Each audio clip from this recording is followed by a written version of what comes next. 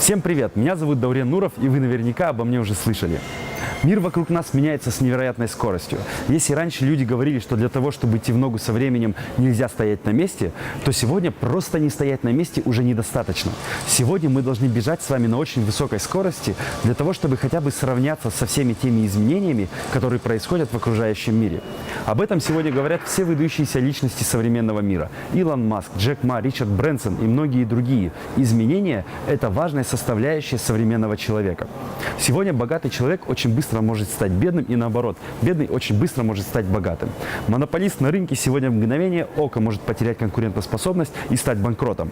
И в то же время любой неудачник и невежда, воспользовавшись информационными благами современного мира, может стать вполне успешным человеком.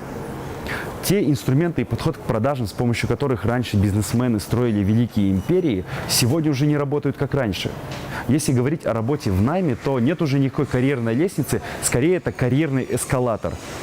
И это не тот эскалатор, который вы себе представили, и о том, который едет вниз. И если остановиться в какой-то момент, то со временем можно остаться позади всех. Когда-то успех отвечал на вопрос, каким нужно быть. Сегодня он скорее склоняется к ответу на вопрос, каким нужно казаться. И я не о лицемерии и не о масках, я о позиционировании, я о личном бренде, о навыках взаимодействия с обществом. Сегодня уже нет времени на долгие томные разговоры, как во времена Батыров, эпоху Абая и Чингисхана. Сегодня мы должны решать дела в рекордно сжатые сроки. Так какими же навыками должен обладать этот самый современный человек? Какими свойствами, каким характером, каким мышлением должен обладать этот современный человек для того, чтобы идти в ногу со временем или даже обгонять время? Интересно? Я обязательно вам это расскажу. Увидимся на большой сцене.